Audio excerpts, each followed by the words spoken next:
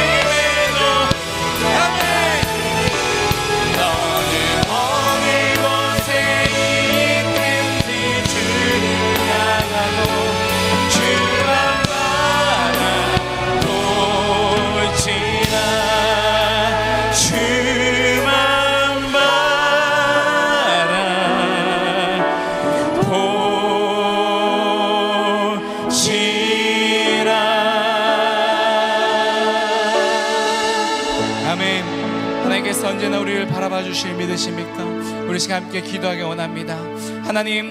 하나님께서 언제나 나를 바라봐 주시고 언제나 나를 사랑하신다는 그것을 믿으며 주님만 바라보고 나아가는, 주님만 의지하고 살아가는 우리가 되도록 하여 주시옵소서. 힘든 가운데서도 주님께 주신 그 위로가 우리의 삶 가운데 가득하기를 원합니다 라는 고백으로 우리 시간 다 함께 기도하며 나가겠습니다. 기도합니다.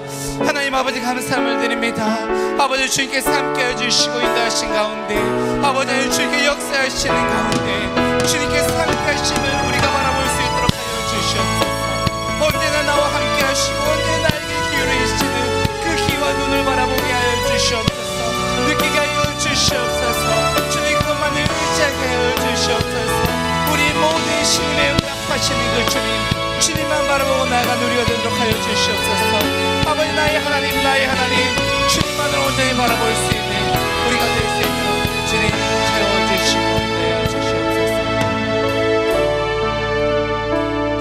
감사함을 드리며 이 모든 말씀을 주 예수 그리스도의 이름으로 간절히 기도드립니다. 아멘.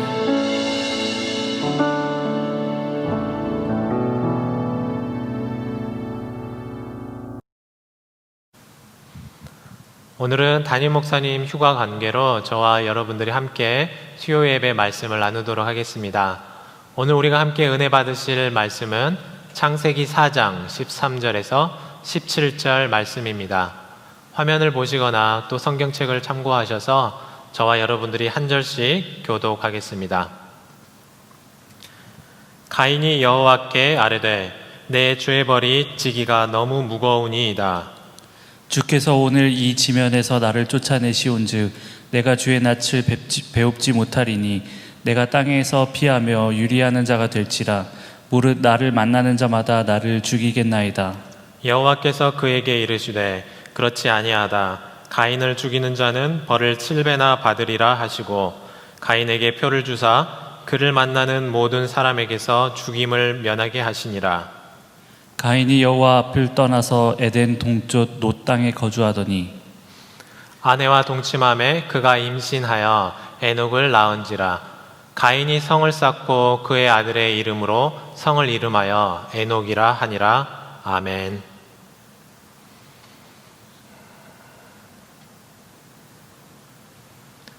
오늘 우리가 함께 읽었던 창세기 4장 말씀과 또 계속해서 이어지는 후반부의 말씀을 살펴보면 어떻게 해서 인류 역사 가운데 새로운 문명이 태동하게 되었는지를 아주 상세하게 기록해주고 있습니다. 정말 역사적인 순간이라고 할 수 있을 텐데요. 문명이 태동하고 문화가 발전한다는 것, 그것은 정말 가슴 벅찬 일이고 또 활력이 넘치는 순간일 것입니다. 그러나 본문은 새로운 문명이 탄생하는 이 시점을 아주 덤덤하게 표현하고 있습니다. 더 큰 문맥에서 오늘 말씀을 다시 살펴보면 새롭게 태동하는 이 도시 문명이 결코 하나님 앞에서 복된 것만은 아니었다는 점을 우리는 금방 발견할 수 있게 될 것입니다. 그럼 오늘 말씀의 주인공으로 등장하는 사람은 누구입니까? 바로 가인이라는 사람인데요. 가인이 어떤 사람인지 다 아실 거라고 생각합니다. 아담과 하와가 에덴 동산에서 추방을 당한 후에 아들을 낳게 되고 이렇게 고백을 했습니다. 4장 1절 말씀해 보시면 내가 여호와로 말미암아 등남하였다라고 고백하고 있습니다. 하나님은 아담과 하와에게서 영생, 하나님처럼 영원히 살 수 있는 특권을 앗아가셨지만 생명의 끝마저 아예 끊어버리지 않으셨다라는 것이죠. 아담과 하와는 하나님처럼 되고 싶어서 바로 그 죄 때문에 하나님처럼 영원히 살 수 없게 되었지만 생명의 번식과 또 자녀의 양육을 통해서 인류가 보존되고 더 나아가 하나님의 크신 역사를 멈추지 않게 해주셨음을 알 수 있습니다. 그러나 가인이라는 사람은 어떤 일을 범하였습니까? 아버지와 어머니는 새로운 생명을 보고 여호와 하나님께서 자신들에게 여전히 베풀어 주시는 그 끝없는 사랑과 은혜에 감사하며 하나님께로 말미암아 등남하였다고 고백하였습니다. 그러나 가인은 하나님의 손에 달린 인간의 생명을 최초로 끊어버린 사람이 되고 말았습니다. 인류 최초의 살인자가 된 것이죠. 그것도 자신의 친동생이었던 아벨을 너무나도 비참하고 끔찍하게 죽이고 말았습니다. 아벨의 제사만을 받아주는 것이 못마땅하고 불쾌했던 가인은 자신의 그 악한 감정을 제어하지 못하고 결국 동생을 죽이고 말았습니다. 사람이 사람을 죽인다는 것, 그것은 그때까지 누구도 상상조차 할 수 없었던 정말 끔찍하고 두려운 일이었습니다. 그 일이 바로 이 첫사람 가인에 의해서 벌어지고 만 것입니다. 생명의 주관자이신 하나님께서 이 끔찍한 일, 생명이 처단을 당한 이 사건을 어떻게 두고 보실 수 있겠습니까? 그래서 하나님은 가인을 벌하시기로 하셨습니다. 그렇다면 이제 가인의 삶에 어떤 일들이 펼쳐지게 될 것인지 오늘 본문 말씀 속으로 함께 들어가 보도록 하겠습니다. 극악한 죄를 범한 가인이 가장 먼저 했던 행동이 무엇일까? 16절 말씀에 보면 그것에 기록된 것처럼 여호와 앞을 떠나는 것이었습니다. 죄를 지은 가인이 가장 먼저 해야 했던 것, 여호와 앞을 떠나는 것이었습니다. 왜 가인은 여호와 앞을 떠나야만 했을까요? 우리는 두 가지 이유를 생각해 볼 수 있을 것 같습니다. 먼저 첫 번째는 가인의 그 죄악 때문이죠. 죄인들은 결코 자신의 죄를 가지고 여호와 앞에 설 수 없습니다. 완전하시고 거룩하신 하나님 앞에 우리가 어떻게 이 더러운 모습을 그대로 하나님 앞에 나아갈 수 있겠습니까? 저도 두 아들들을 키우고 있는데요. 평소에는 아이들이 항상 저를 자주 찾습니다. 저랑 같이 놀아달라고 저를 찾고 또 때로는 맛있는 것을 달라고 찾습니다. 제가 보이지 않으면 또 찾고 하는 것이 우리 아이들입니다. 그러나 아이들이 뭔가 잘못을 했다거나 혹은 제가 아이들에게 내준 과제를 다 제대로 하지 않았다거나 그렇게 되면 제 앞에 나타나지 않더라는 것이죠. 마음속에 무서운 마음이 드는 것입니다. 무언가 잘못했기 때문입니다. 우리도 마찬가지로 우리가 가지고 있는 더러운 죄를 가지고는 하나님 앞에 설 수 없는 것이 우리의 본성인 것이죠. 또 한 가지 가인이 여호와 앞을 떠나야 했던 이유가 있는데 그것은 바로 하나님의 심판 때문이었습니다. 하나님의 심판의 내용이 무엇이었습니까? 인류 최초로 살인이라는 정말 생각도 할 수 없는 끔찍한 죄를 범한 가인에게 하나님은 크게 두 가지의 심판을 내리셨습니다. 먼저 하나는 땅에서 저주를 받는 것, 그리고 유리하는 자가 되는 것이었습니다. 먼저 땅에서 저주를 받았습니다. 가인의 직업을 한번 생각해 보시죠. 가인의 직업이 무엇이었습니까? 땅에서 농사를 짓는 농부였습니다. 농부에게 가장 두려운 것이 무엇이겠습니까? 농사를 더 이상 못 짓게 되는 것, 더 이상 추수할 수 없게 되는 것 아니겠습니까? 농사꾼 가인은 지금까지 일평생을 오직 땅만 바라보며 살아왔습니다. 자기가 땀을 흘리면 땅은 그만큼의 보상을 기꺼이 해주었습니다. 이만큼의 씨를 뿌리면 저만큼의 열매를 맺어주는 것이 지금까지 땅의 원칙이었습니다. 그런데 이제 그 땅이 가인에게 저주가 되고 만 것입니다. 일평생 나의 삶의 터전이었고 내가 바라보는 유일한 것이 바로 이 땅이었는데 땅이 나와 멀어지고 만 것입니다. 여러분들은 생각해 보신 적이 있으십니까?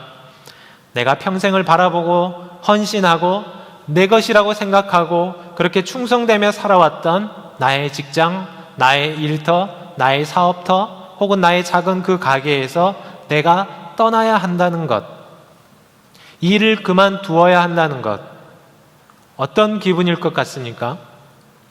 일생일대의 정말 위기, 또 말로 형언할 수 없는 어떤 충격이 가인에게 다가온 것이죠. 이젠 더 이상 가인은 살아갈 방법을 잃어버린 것이었습니다. 또 한 가지 심판의 내용이 있었죠. 바로 유리하는 삶을 살라는 것이었습니다. 땅과 더불어서 그 자리를 지키면서 끝없이 농사를 지으며 살아왔던 가인이었는데 이제는 더 이상 땅에 뿌리 내리지 못하는 삶을 살아야 되었습니다. 땅을 등지며 살아야 하는 신세가 되고 만 것이죠. 떠돌이 인생, 나그네 인생, 결코 쉬운 삶은 아닐 것이었습니다. 이건 먹고 사는 문제만이 아니죠. 이것은 어떤 의미로 보면 가인에게 더 이상 나에게 안전한 거처가 사라졌다라는 것입니다. 위험해졌다는 거예요. 나를 보호해 줄 수 있는 나의 바운더리가 사라졌다는 것입니다. 이제 가인은 그 어느 곳에서도 안전하지 못하며 떠돌면서 방황하면서 유리하는 삶을 살아야 된 것이죠. 그래서 이제 가인의 삶은 땅에 저주를 받은 삶, 유리하는 삶, 그것을 살아야 했습니다. 그것이 가인에게 주어진 삶이었고 형벌이었습니다. 그러나 오늘 말씀을 보면 가인의 삶이 하나님께서 가인에게 말씀하셨던, 벌하셨던 그 삶의 모습이 아니었다라는 것, 하나님께서 가인에게 명령하신 그 삶의 형태가 아니었다라는 것을 우리는 발견할 수 있는데요. 이 유리한다라는 것이 무슨 의미겠습니까? 히브리어로 누드라는 단어를 사용하고 있는데요. 이 말의 의미는 방황하다, 또 불안정하게 방랑하다, 불쌍히 여기다, 이런 의미가 있습니다. 한마디로 불안정한 떠돌이 인생이 된다는 말이죠. 그것이 가인에게 주어진 형벌이었습니다. 하지만 성경 속에서 가인이 택한 삶은 하나님의 명령에 복종하는 것이 아니었습니다. 하나님이 지으신 그 생명을 파괴했고 그것에 대한 죄값을 치러야 했지만 그 죄값조차 제대로 치르지 않는 삶을 산 것이 바로 가인의 삶이었습니다. 16절을 보시면 어떻게 됐습니까? 가인이 여호와 앞을 떠나서 에덴 동쪽 노 땅에 거주하더니 라고 성경은 기록합니다. 하나님의 심판대로 에덴 동산을 떠나서 여호와 앞을 떠나서 방황하며 살아야 했던 가인이 택한 삶은 에덴에 있는 동편, 에덴에서 동쪽으로 떨어진 어떤 자리에 자리를 잡고 거주하는 것이었습니다. 하나님의 명령과 하나님의 심판과는 분명히 정면으로 위배되는 삶이었습니다. 그런데 더 재미있는 것이 있어요. 무엇인 줄 아십니까? 여기 가인이 어느 땅에 머물렀다고 기록하고 있습니까? 성경에 보니까 놋이라는 이름을 가진 땅에서 가인이 머물렀다라고 기록하는데요. 사실 저나 여러분들, 우리 한국인 또 미국에서 사는 사람들이 이 말을 들어도 재밌는 말은 아닙니다. 그런데 이스라엘 사람들이 이 단어를 듣게 되면 정말 재미있는 뉘앙스가 담겨 있는 건데요. 노 땅은 지금도 정확히 어느 지역이었는지 그 정확한 근방인지 알려져 있지는 않습니다. 그런데 이 놋이라는 이름이 가진 의미가 무엇인 줄 아십니까? 이 놋이라는 이름의 의미는 방랑, 떠돌이라는 의미입니다. 아이러니하지 않습니까? 방랑하면서 떠돌아다니면서 살아야 하는 가인이 그 명령을 어기고 어느 땅에 머물기로 하고 작정한 그 땅의 이름이 바로 방랑, 떠돌이라는 이름을 가진 놋이었다라는 것이죠. 방랑자들의 도시 놋, 떠돌이 인생의 도시 놋, 그곳에서 가인이 머무른 것입니다.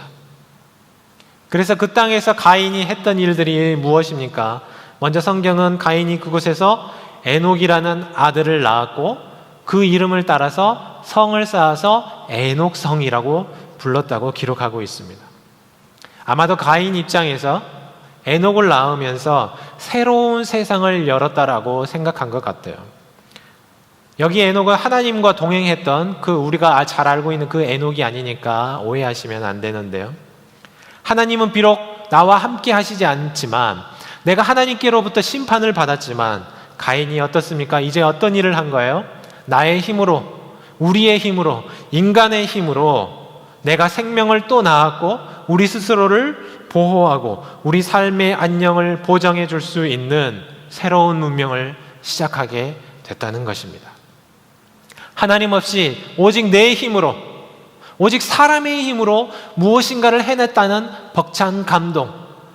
내가 하나님이 없는 땅에서도 충분히 나를 지키며 살아갈 수 있다라는 헛된 소망이 가인의 마음속에 생겨난 것입니다.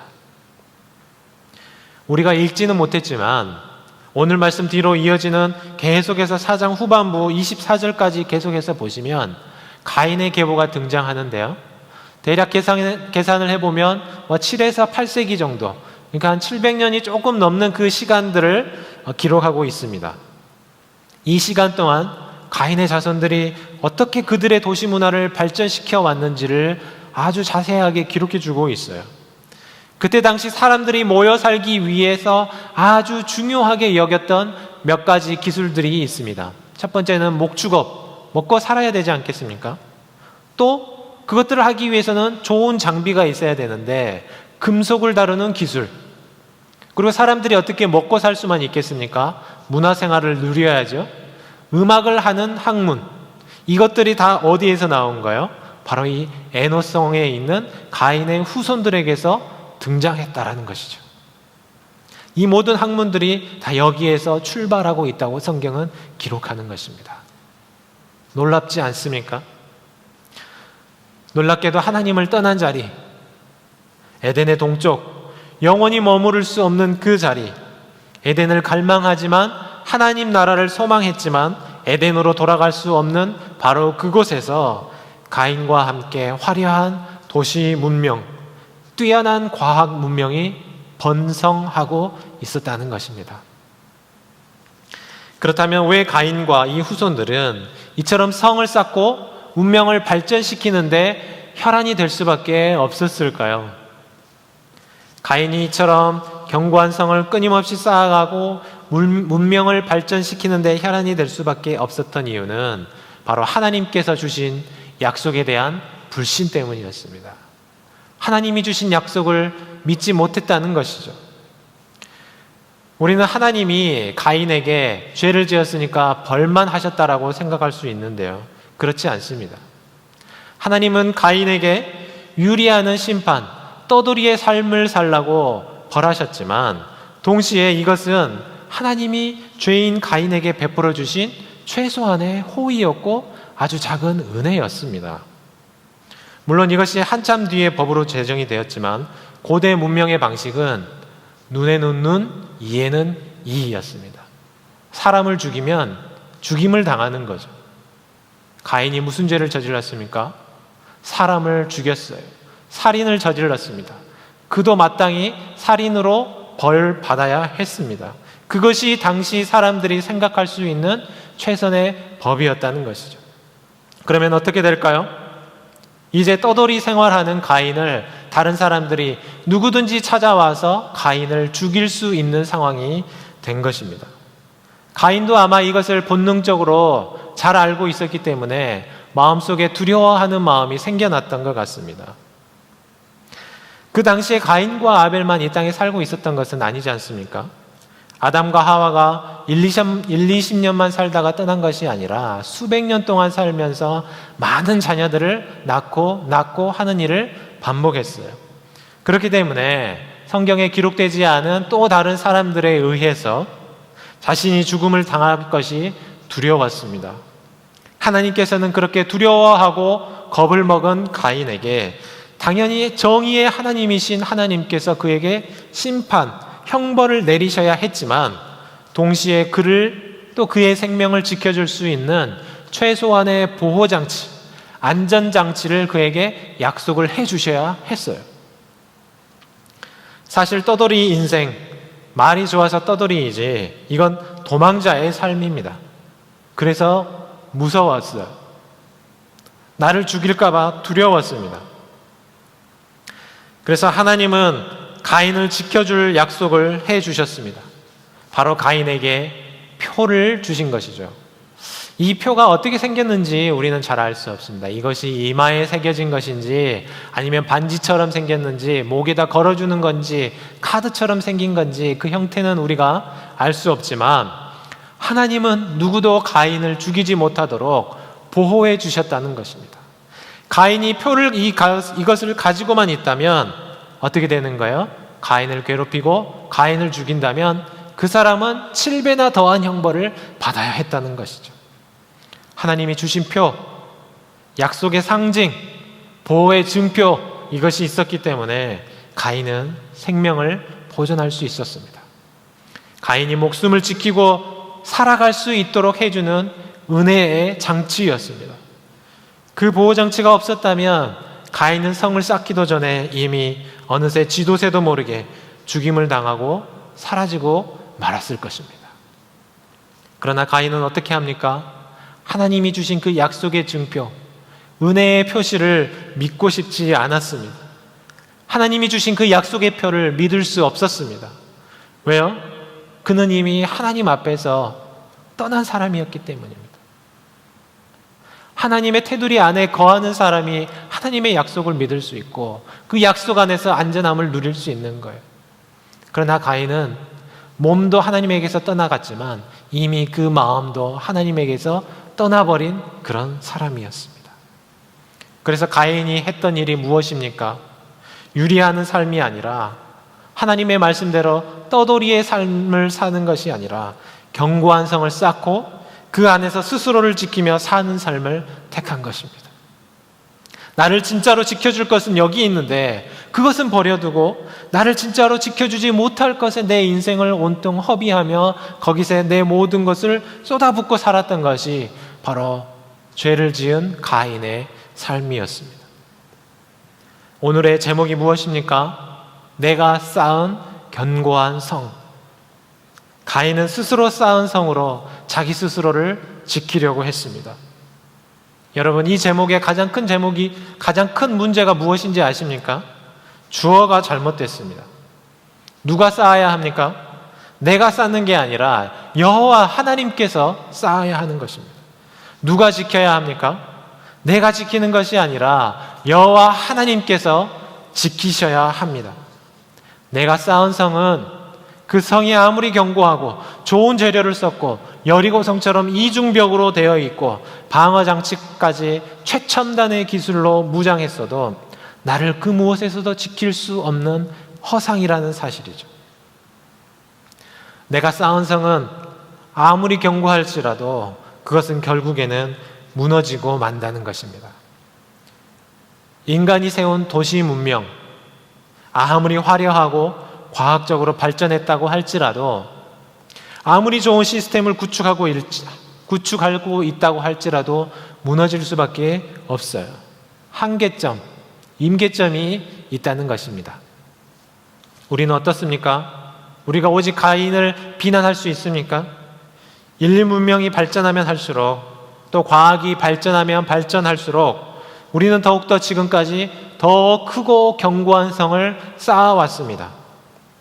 10,000명이 살 수 있는 도시를 만들고 10만 명이 거주할 수 있는 성을 만들고 100만, 1000만이 살아도 튼튼한 성을 우리는 쌓으며 지금까지 살아왔습니다. 인류의 지성, 과학의 발전, 더 커다란 도시를 만들어 주었고 정말 누가 보아도 꽤 멋진 시스템을 구축해 주었습니다. 흑사병이나 패스트 같은 거대한 질병이 우리를 삼키면 우리는 더 좋은 상하수도 시설을 만들고 의료 시스템을 개발하고 바이러스, 백신을 만들어서 더 견고한 성을 쌓아왔습니다. 전쟁이 나고 누군가가 우리를 공격해 오면 더 성벽을 높이 쌓았습니다. 시큐리티를 강화하고 더 좋고 더 강력한 무기를 만들고 내 편을 더 많이 만들어서 더 많고 더 큰 강력한 군대를 꾸려왔습니다. 그리고 어떻습니까? 실제로 우리에게 이런 것들은 정말 오랫동안 안정감을 주었고 우리를 더 크고 화려하고 멋진 모습으로 발전시켜 주었습니다. 큰 도시가 주는 안정감, 미국이라고 하는 이 초강대국이 우리에게 주는 안전한 마음, 그것이 실제로 있었습니다. 실제로 웬만한 질병들은 우리가 다 해결해 나가고 있고 치료제도 거의 다 만들어져 가고 있습니다. 정말 놀라울 따름이죠. 핵무기가 개발되면서 서로가 서로를 더욱더 조심하게 되고 물론 소규모 전쟁은 계속되고 있지만 세계대전 같은 전쟁은 더 이상 일어나지 않고 있습니다. 내가 쌓은 견고한 성이, 우리가 힘을 모아서 우리의 지식으로 만들어 놓은 이 견고한 시스템이 우리를 더 오랫동안 더 강하게 지켜주는 것처럼 보였습니다. 그러나 2019년 겨울 우리는 믿을 수 없는 소식을 듣게 되었습니다. 처음 중국 우한성에서 바이러스가 퍼지기 시작했을 때 저를 포함해서 많은 사람들이 중국 사람들을 손가락질했습니다. 그러다 어떻게 됐습니까? 한국을 포함한 인근의 아시아 지역에서 도시가 마비될 정도로 바이러스가 폭발적으로 확산되면서 미국과 유럽 국가들이 어떻게 되어 있습니까? 이 나라가 가지고 있는 의료체계, 안전한 보호장치가 있으니까 우리는 걱정이 없다고 자부했습니다. 우리가 지금껏 쌓아놓았던 이 견고한 성을 굳게 믿고 있었습니다. 그러다 어떻게 됐죠? 결국 뉴욕과 또 서부 해안 도시들을 중심으로 확진자가 폭발하기 시작하면서 병원마다 시신을 둘 곳이 없어서 냉동차들이 줄을 서 있는 그런 충격적인 영상을 보게 되었습니다. 그러나 텍사스는 어땠습니까? 여전히 불안하기는 했지만 텍사스는 땅이 넓으니까 저렇게 폭발적으로 확진자가 늘지는 않는다라는 게 많은 사람들의 생각이었습니다. 텍사스라는 넓은 땅이 우리를 지켜주는 견고한 성이 되어줄 것이라고 믿었습니다. 그러나 메모리얼 데이를 지나면서 이 넓은 땅덩어리에서 하루에 10,000명씩 확진자가 늘면서 우리에게 충격을 주었습니다. 교회도 다시 오픈하지 못하게 되었습니다. 우리가 아무리 성을 높게 쌓아도, 땅이 넓어도, 백신을 잘 만들어도, 의료 시스템을 잘 갖춘다고 할지라도 그것이 우리를 보호해 줄 수 있는 것에는 한계, 임계점이 있다는 것을 우리는 이제 깨닫게 된 것이죠. 우리가 아무리 뛰어난 기술력으로 성을 더 높게, 더 두껍게, 더 견고하게 쌓아도 그것이 막아줄 수 있는 것에는 한계가 있더라는 것입니다. 그렇다면 지금 우리는 무엇을 어떻게 해야 할까요? 만든 시스템 다 무너뜨리고 성벽도 다 제거해야 합니까? 도시 문명을 해체시키고 아나키즘으로 돌아가야 합니까? 유목민으로 살아야 합니까? 유리하며 살아야 합니까? 그렇지 않습니다. 대신 지금 잠깐 멈춰서서 우리의 지난 날을 돌아보는 시간을 가졌으면 좋겠어요. 지금까지 우리가 숨가쁘게 달려오기만 했지 않습니까? 하나님이 우리에게 주시는 복, 그거 하나만 생각하고 이 복 받으려고 지금까지 달려오기만 했잖아요. 그런데 하나님은 우리에게 주신 것은 복이 아니라 명령도 있더라는 거예요. 문화명령이라고 하는 이 창세기 1장 28절, 생육하고 번성하고 땅에 충만하고 땅을 정복하고 다스리라고 하셨지 않습니까? 이 세상 만물들을 지으시고 우리에게 잘 관리하라고 맡겨주셨잖아요. 그런데 우리는 이것을 그냥 누리고 살고만 있었다는 것입니다. 이 시점에 결국 우리는 스스로 멈추지 못했기 때문에 강제로 멈춰서야 되었습니다. 이제 다시 생각하고 우리 삶의 방식과 행동을 점검해 보아야 할 때일 것입니다. 하나님은 가인을 통해 우리에게 말씀해 주셨습니다. 하나님을 떠난 사람은 근본적으로 불안에 떨 수밖에 없다는 것. 그래서 자신을 지켜보려고 보호장벽을 계속해서 쌓아가는 것. 가인도 하나님께서 지켜주시겠다고 약속하셨지만 믿지 못하고 스스로를 보호할 수 있는 이 성이라는 새로운 시스템에 의지해야 했습니다. 사랑하는 성도 여러분, 우리는 어떻습니까? 하나님의 약속 말고, 하나님의 보호하심 말고, 하나님께서 주신 은혜의 표 말고 내가 의지하려는 또 다른 무엇인가가 있지 않습니까? 나를 위한 견고한 성을 쌓고 있지 않습니까? 그것은 나를 지키기 위해 쌓아온 나의 업적, 명예, 때로는 돈, 그것들이 될 수 있어요. 혹은 내가 사랑하는 나의 가족, 또 나를 후원해 줄 것 같은 나의 자식들, 이런 것들이 될 수도 있습니다. 그러나 성경이 무엇이라고 말씀하신 줄 아십니까? 시편 127편 1절을 보면 여호와께서 집을 세우지 아니하시면 세우는 자의 수고가 헛되며 여호와께서 성을 지키지 아니하시면 파수꾼의 깨어 있음이 헛되도다. 아멘. 아무리 튼튼한 성을 쌓아도 나를 보호하고 지키려고 해도 여호와께서 세우시지 아니하시고 여호와께서 지키지 아니하시면 헛되며 헛되도다. 하나님은 오늘 말씀을 통해 이런 메시지를 우리에게 주십니다. 내가 너를 사랑하고 내가 너를 지키고 내가 너를 도우려고 내가 너에게 은혜의 표를 주는데 왜 너는 너를 위한 너만의 성을 견고하게 쌓고 있느냐?